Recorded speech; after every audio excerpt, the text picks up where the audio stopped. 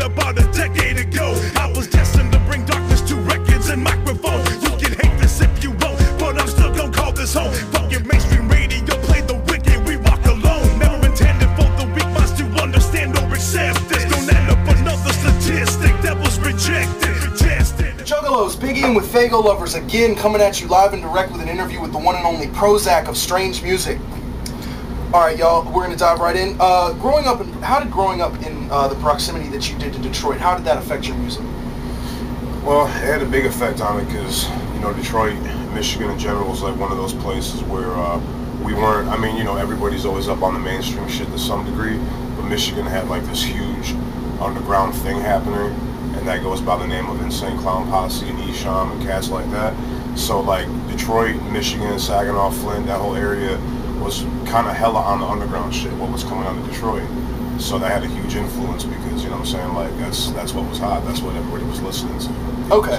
Because Saginaw's not that far outside of Detroit, just a little bit north, correct? Yeah, it's like an hour and a half north. Okay, but you being close to there, you were able to get your hands on all the underground shit coming out of Detroit real easily. Buying cassette tapes in Detroit all the time. Flint, that shit was all over Flint, Saginaw, all over, you know what I'm saying? Alright. Now there have been rumors circulating on the net for the past couple months that you would possibly be switching labels, and then there was a post you put up on your Facebook saying that you had just signed with a new label. That turned out to be a joke, saying something about Cash Money Records or something, I believe. Cash Money Records, newest artist right here. Is there any thing behind these rumors, or is that just you know, you playing around online? Well, yeah, I mean, yeah. No, we'll just leave it at that for now. Yeah, you know no, I mean, it's to make a long story short, like I'm Cash Money Records' new artist. You know what I'm saying? So okay, all right. We've been hearing repeatedly over the last year or so about you directing a full-length feature film. Do you have any info on this? Titles, release dates, spoiler content?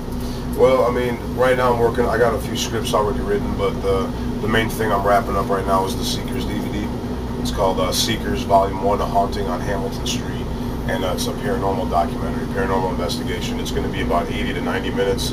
We got the rough edit right now, but it'll probably be, it's a minimum of 80 minutes. Okay. Lots of bonus features, and it'll be coming out this fall. Any speculation? Oh, this fall you say? Yeah. Okay.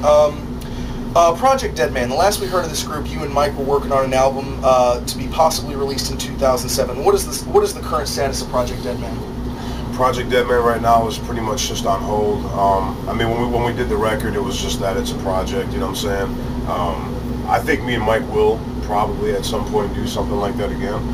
But right now it's just kind of on a hiatus, if you will. Okay, so like, what's your relationship with Mikey Clark these days? I still talk to Mike quite a bit, you know what I'm saying? You know, I know he's busy right now on the Happy Days tour, and I'm doing this, you know what I'm saying? But we still email each other, send each other bizarre pictures from the road and shit like that. Me and Mike are always going to be good friends. Yeah.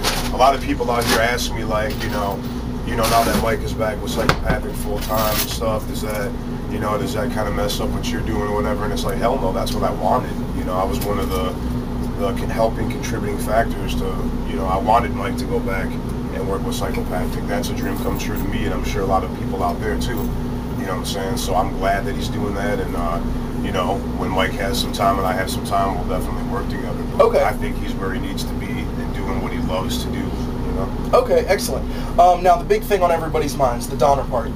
Tell us, we talked to Lynch about this a little bit earlier, but just tell us, you know, how it came about, just the ideas getting kicked around, and how we're gonna, what the pre-story to how this awesome group has come to our attention. Well, long story short, like when we, you know, I mean, this is like my first time really meeting Lynch for reals out here on this tour, you know what I'm saying? And we were out here for a week or maybe 2 weeks. I don't even know if it was that long. I'm trying to get my bad, y'all. it's all good. DJ Chill? Yes. DJ Chill. In the motherfucking house, what up, Bob?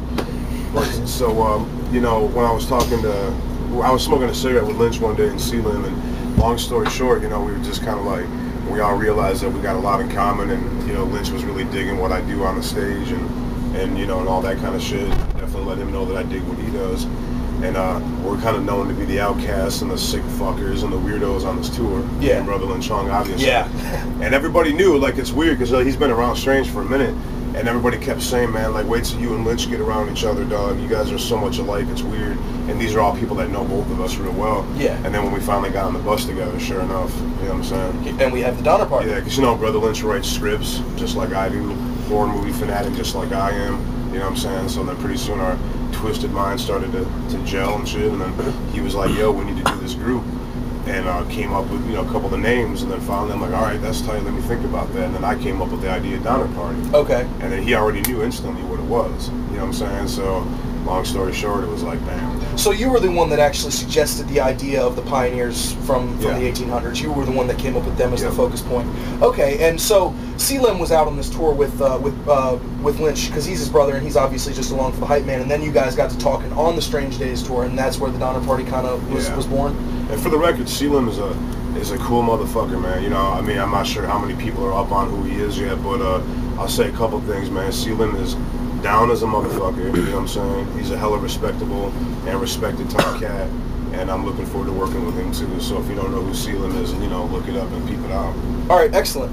All right, now it's been 2 years and 12 days since Tales of the Sick was released to the world. When will we be able to hear a new album from the Hitchcock of hip hop? At this point, I'm thinking the fall. This fall? Yeah, possibly. You know, let me say... Like 6 months this fall? Like... That's what I'm thinking. I mean, the record is finished, you know what I'm saying? More than that, you know what I'm saying? Like right now I'm at 30-some tracks, 36, 38 tracks. Holy shit. I just bought another 15, 20 beats off of 7.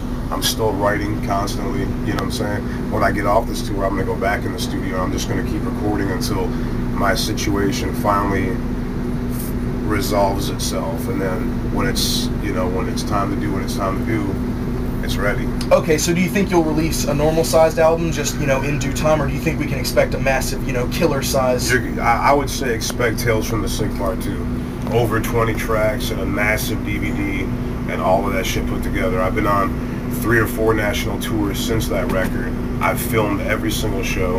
I've got backstage footage like you can't believe. Yeah. You know what I'm saying? I've got at least 1,000 hours of footage.